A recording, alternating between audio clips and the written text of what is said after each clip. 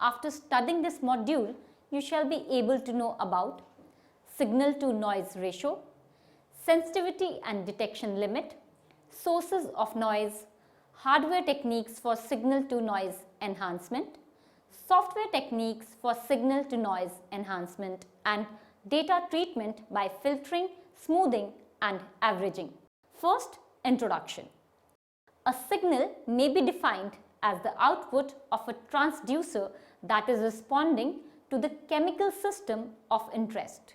The signal may be separated into two parts, one caused by the analyte and the other caused by other components of the sample matrix and the instrumentation used in the measurement. This later part of the signal is known as noise. Although the ability to separate significant data containing signals from meaningless noise has constantly been a desirable property of any instrument, it has become imperative with the demand for progressively more sensitive measurements. The amount of noise present in an instrument system determines the smallest concentration of analyte that can be accurately measured and also fixes the precision of measurement at larger concentrations. Noise reduction or signal enhancement is a primary consideration in obtaining useful data from measurements that involve either weak signal sources or trace amount of analyte. The two main methods of enhancing the signal are: first, the use of electronic hardware devices such as filters or equivalent computer software algorithms to process signals from the measurement as they pass through the instrument, and second, post-measurement mathematical treatment of data. Among the more useful post-measurement methods are statistical techniques.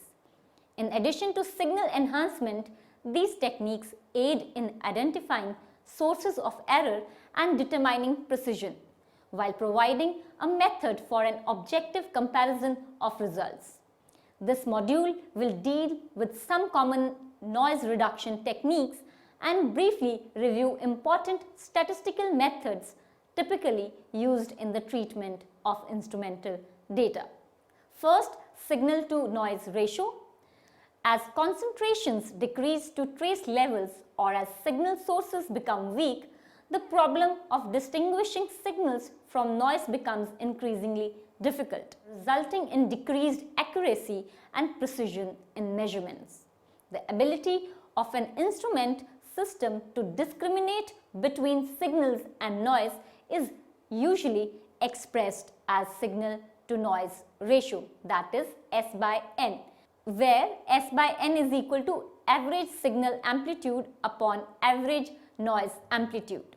In the case of DC signals, an increase in the S by N ratio usually indicates a reduction in noise and thus a more desirable measurement. Once the physical or chemical quantity of interest is converted to an electrical signal, the S by N ratio cannot be increased by simple amplification alone, since each increase in the magnitude of the signal is accompanied by a corresponding increase in the value of the noise. Thus, higher S by N ratios are usually obtained by electronic hardware devices like filters, lock-in amplifiers, etc., or software algorithms like ensemble averaging, Boxcar averaging, Fourier transformations, etc., designed to reduce the contribution of the noise or to extract the signal from the noise. Next is sensitivity and detection limit. A number of parameters including the S by N ratio affect the sensitivity of a particular instrumented method. Physical and chemical properties of the analyte, the response of the input transducer to the analyte, and the contents of the sample matrix are some of the more important factors that determine sensitivity. Sensitivity is defined as the ratio of the change in the instrument response, that is I/O, output signal, to the corresponding change in the stimulants, that is C, concentration of the analyte. Slopes of calibration curves are used to determine the sensitivity values. It is usually desirable to maximize the sensitivity value unless one wishes to extend the instrument's range of response without diluting the sample. Figure shows a linear response, that is constant sensitivity over the entire range of measured concentrations. The non-linear response in figure 2 indicates a constantly changing value for sensitivity as a function of concentration. Measurements of substance C become less sensitive with increasing concentration. Sensitivity may also be expressed as the concentration of analyte required to cause a given instrument response. As the concentration of the analyte approaches zero, the signal disappears into the noise and the detection limit is exceeded. The detection limit is most generally defined as the concentration of analyte that gives a signal X significantly different from the blank or background signal XB. When working with analytes in trace amounts, the analyst is confronted with two problems: reporting an analyte present when in fact it is absent, and reporting an analyte absent when it is present. The literature of analytical chemistry has defined this difference to be an analyte concentration that produces a signal 2 times the standard deviation of the blank signal. Current guidelines define the detection limit as X minus XB is equal to 3SB, where X is the signal with minimum detectable analyte concentration, XB is the signal of the blank, and SB is the standard deviation of the blank readings. Next is sources of noise. It is important for the analyst who uses a particular instrumental method to be aware of the sources of noise and the instrument components used to minimize this noise, because noise determines both the accuracy and detection limits of any measurements. Noise enters a measurement system from environmental sources external to the measurement system, or it appears as a result of fundamental intrinsic properties of the system. It is generally possible to identify the sources of environmental noise and to moreover reduce or avoid their effects on the measurement. Such is not the case with fundamental noise because it arises from the discontinuous nature of matter and energy. Thus, fundamental noise ultimately limits accuracy, precision and detection limits in every measurement. The major kinds of noise associated with solid-state electronic devices are thermal, short and flicker. First, fundamental noise. Thermal noise. Noise that originates from the thermally induced motions in charge carriers is known as thermal noise. It exists even in the absence of current flow. Since thermal noise is independent of the absolute values of frequencies, it is also known as white noise. Thermal noise is sometimes referred to as Nyquist noise after the physicist who derived the equation, or Johnson noise commemorating the engineer who first measured it. Next is short noise. The magnitude of short noise is much smaller than that of thermal noise. This noise originates from the movement of charge carriers as they cross the NP junctions or arrive at electrode surfaces. Since these motions involve the movements of individual charge carriers, variations of current due to short noise are random. Next is flicker noise. The third kind of fundamental noise, flicker noise, is observed for low frequency signals. The physical origins of this noise are not well understood, although all solid-state devices are subject to flicker noise. Field effect transistors, that is FETs, seem to be affected less than bipolar devices.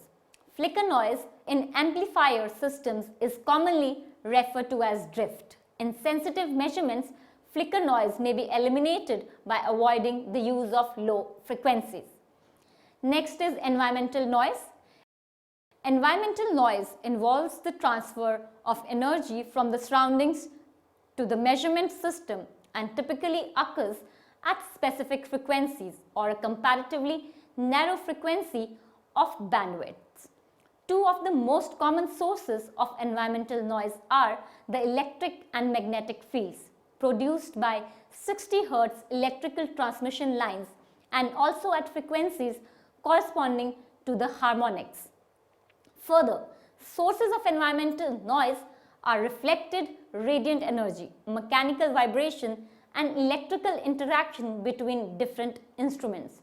Reduction or elimination of this noise involves shielding the circuits and wires used in signal transmission from external sources of energy. Proper grounding of all instruments and the transmission of signals at frequencies well removed from those of environmental noise are specific techniques for minimizing this noise. Next is hardware techniques for signal to noise enhancement.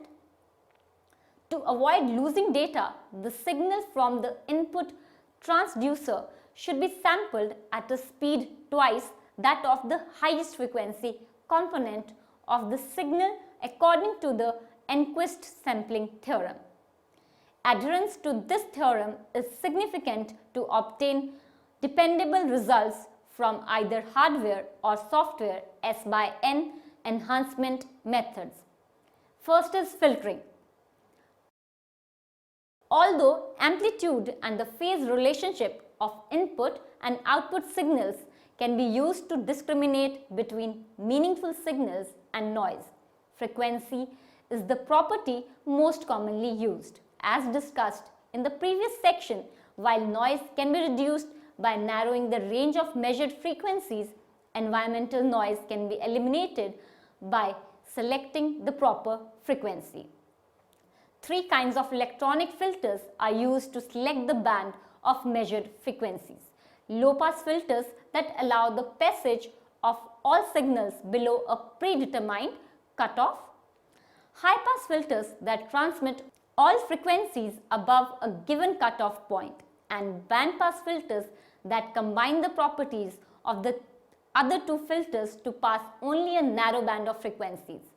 The simplest filters are composed of passive circuit elements with the transmitted frequencies determined by values of the individual circuit components. Band-pass filters can be designed using operational amplifiers. Next is integration. Integration of DC signals for precisely limited time periods is a powerful way to reduce white noise. The coherent signal adds directly with respect to the integration time, whereas the random noise adds as the square root of the integration time.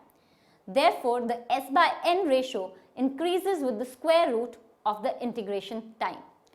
Although a simple RC filter can be used to integrate signals, an operational amplifier with a capacitor in the feedback loop usually serves as a hardware integrator. Analog to digital converters such as voltage to frequency or dual slope devices have built-in S/N enhancement as a result of the integration techniques used in the signal conversion circuits. Next is modulation or demodulation. If the signal and noise cannot be separated by filtering, it is often advantageous to shift the signal of interest away from the noise frequency. To accomplish this, the signal is first transposed onto a carrier wave that has a desirable frequency. Then it is transmitted to an amplifier tuned to the frequency of the carrier signal. And finally, the original signal is recovered from the carrier wave. The first process is known as modulation, the final one as demodulation. Modulation or demodulation techniques can be used to process a signal in a region of minimum noise and also to discriminate between signal and noise on the basis of the signal's unique modulation configuration relative to the random pattern of the noise. This technique can be used, for example, to relocate signals away from DC where flicker noise is at its maximum by signals impressed upon it. Common examples are both amplitude and frequency modulation used in radio broadcasting and in optical spectrophotometers. Next is active filtering or tuned amplifiers. Even when the signal is processed in a relatively noise-free environment, some noise will always be passed because of the bandwidth necessary to transmit the signal and the difficulty of obtaining and holding a match between signal frequencies and the filter bandpass. The lock-in or phase-sensitive amplifier offers a solution to these problems. Using a combination of signal frequency and phase relationships, it discriminates between both flicker and white noises. The functional components of a lock-in amplifier include a modulator, a multiplier, and a low-pass filter. Next is Boxcar integrators. The Boxcar integrator is a relatively simple method of signal enhancement for repetitive signals. It periodically samples the same portion of a signal for a fixed period of time and then averages the samples using a low-pass RC filter. This triggerable gated integrator is a versatile measurement device. It provides S/N enhancement for the portion of the signal that is sampled. This technique has found wide application in instruments that require pulsed signal detection. It is best used for S/N ratio reduction in repetitive signals, although it can be used for more complex variable input waveforms. When compared to the average value of a single pulse, Boxcar integration gives S/N enhancement equal to the square root of the number of pulses integrated. Since noise accumulates during the sampling time, further increases in the S/N ratio result from the shortened total sampling time of the Boxcar method as compared to the time required to average a single pulse. Next is software techniques for signal to noise enhancement. The increased use of instruments that contain built-in microcomputers has increased the importance of software techniques for data acquisition and signal to noise enhancement. Operations such as filtering, linearization, and attenuation, formerly accomplished by hardware devices, are now achieved by software resident in the microcomputer component of the instrument. Software operations offer the advantages of flexibility and diversity. For example, a variety of software filters can be implemented by changing computer algorithms, whereas considerable effort may be required to change hardware filters. Nevertheless, in situations where the computer cannot execute the required function at a satisfactory rate, implementation with hardware components is necessary. The minimum hardware required for software signal processing functions is analog signal conditioning circuits and an analog to digital component as well as the microcomputer chips. The rates of sampling the analog data and of the analog to digital conversions must be fast enough to provide adequate resolution of the analog signal and thus ensure minimum loss of information, although the resolution increased with the sampling rate. The upper limit of resolution is determined by the speed of the computer and the memory available for data storage. The minimum frequency required for accurate sampling, known as the Nyquist frequency, should be twice that of the highest frequency component found in the data set. Each data point requires two coordinates, frequency and amplitude. If the sampling occurs at a rate less than the minimum, it is not clear which frequencies correspond to given amplitude. If the sampling frequency significantly exceeds this minimum frequency, no additional information is transferred and the noise may increase because of the larger frequency bandwidth associated with faster sampling rates. Sampling rates corresponding to the fundamentals and harmonics of known environmental noise frequencies should be avoided. Once the data are in digital form, a variety of software enhancement techniques may be used to increase the signal to noise ratio.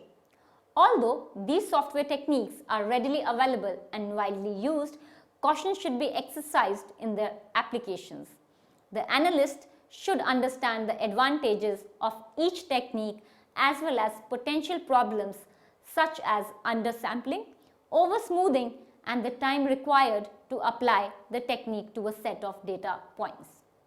Digital filtering technique.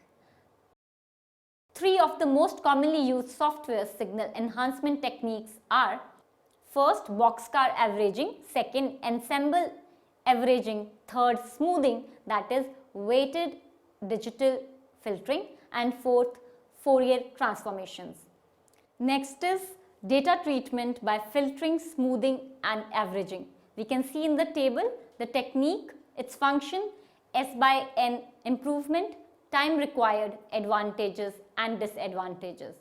The various techniques mentioned are Boxcar averaging, it is a software; ensemble averaging; and unweighted digital filter, and also analog filter hardware.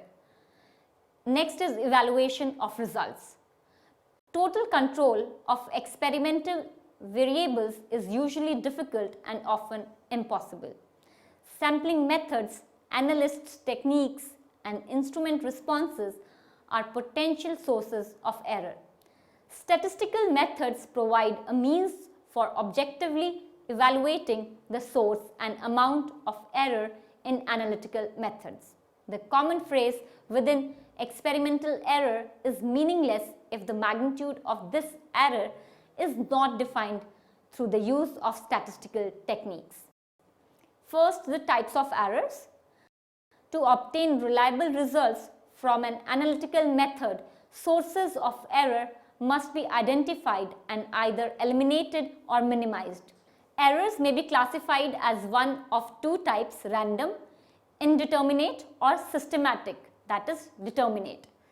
Since the intrinsically uncertain nature of the measurement technique is the source of random error, this kind of error occurs in every analysis.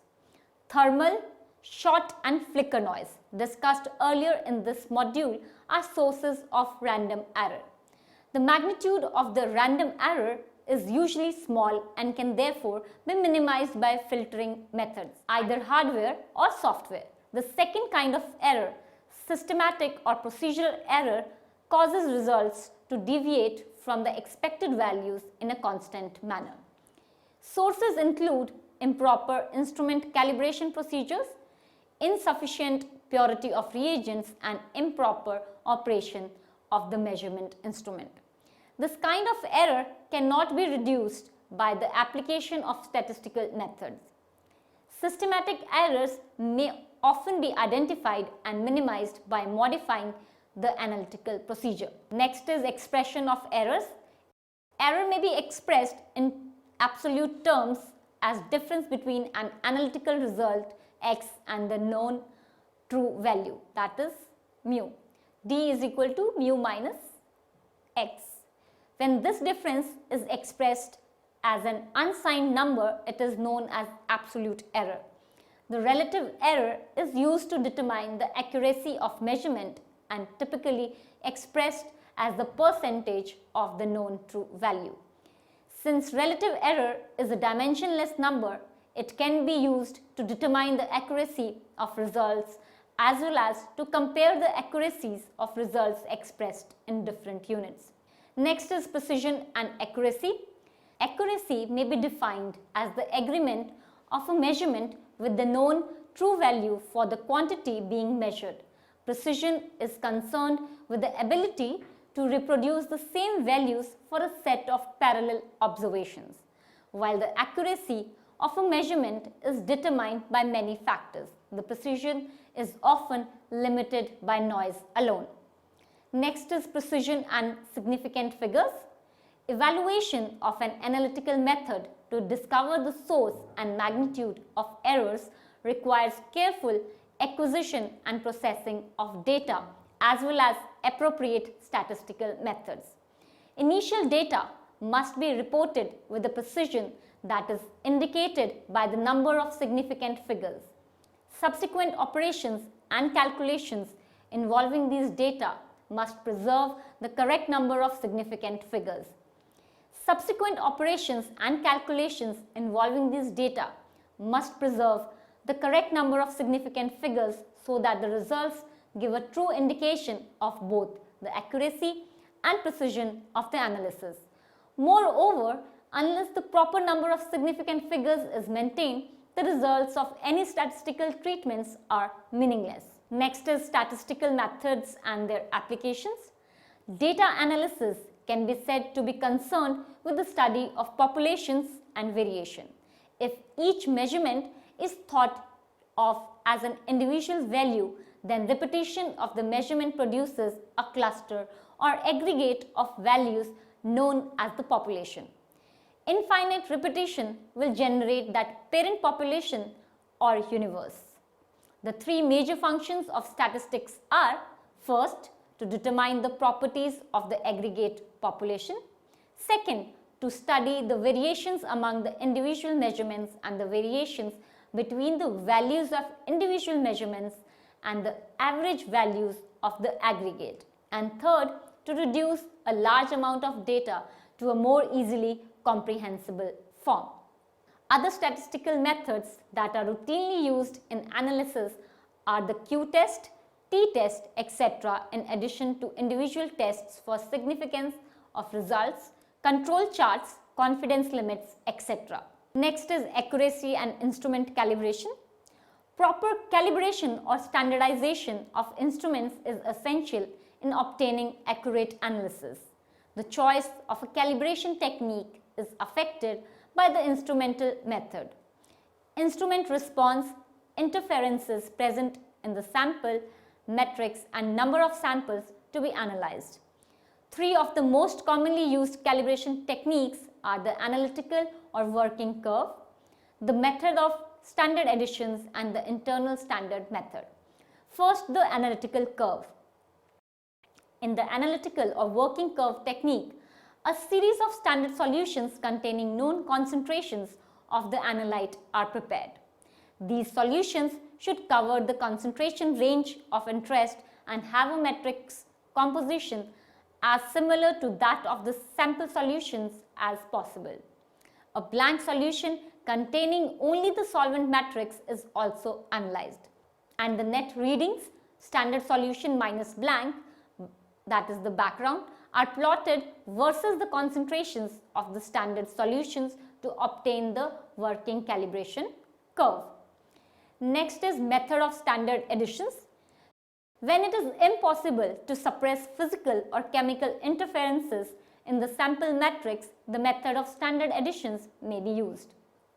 The instrument response must be a linear function of the analyte concentration over the concentration range and must also have a zero intercept, that is, zero signals for zero concentration.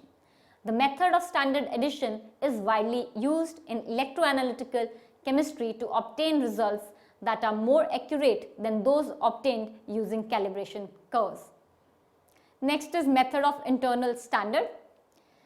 An internal standard is used to minimize differences in the physical properties of a series of sample solutions that contain the sample analyte. In this method, a fixed quantity of a pure substance is added to samples and standard solutions alike. The responses of the analyte and internal standard, each corrected for background, are determined, and the ratio of the two responses is calculated. The internal standard should be a substance similar to the analyte with an easy measurable signal that does not interfere with the response of the analyte. Isotopic dilution. This is a special case of the method of internal standards that is used for quantitative determinations in radiochemical and mass spectral analysis. This technique measures the yield of a non-quantitative process. or it enables an analysis to be performed where no quantitative isolation procedure is known. Comparison of the three methods. Each of the methods has its advantages and limitations in quantitative analysis. If the analysis involves a large number of samples in a matrix with a known general composition, then the use of a calibration curve is favored. Standard addition is generally used when only a few samples are to be analyzed in a complex mixture. If the composition of the sample matrix is complex and the analysis includes a number of samples, then the method of standard additions may be the procedure of choice. Analysis that would otherwise require difficult quantitative separations may be performed using isotopic dilution. Next is chemometrics.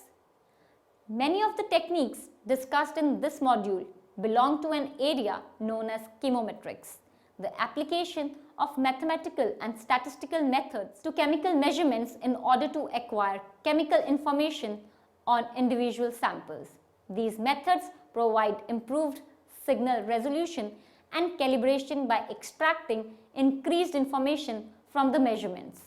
Major subdivisions of chemometrics are statistics, resolution, calibration, signal processing, modeling and parameter estimation, optimization, factor analysis, pattern recognition, image analysis, library searching of spectra, graph theory and structural handling and artificial intelligence.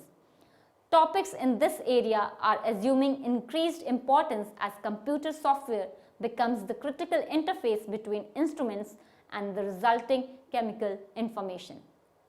We'll end this module with summary. In this module, we learnt about signal to noise ratio, sensitivity and detection limit, sources of noise such as thermal noise, shot noise, flicker noise and environmental noise, hardware techniques for signal to noise enhancement such as filtering, integration, modulation or demodulation, active filtering and Boxcar integrators. Software techniques for signal to noise enhancement by digital filtering techniques like Boxcar averaging, ensemble averaging and weighted digital filtering. Evaluation of results, types of errors, expression of error, precision and accuracy. Accuracy and instrument calibration by various methods such as analytical curve, standard additions and internal standards.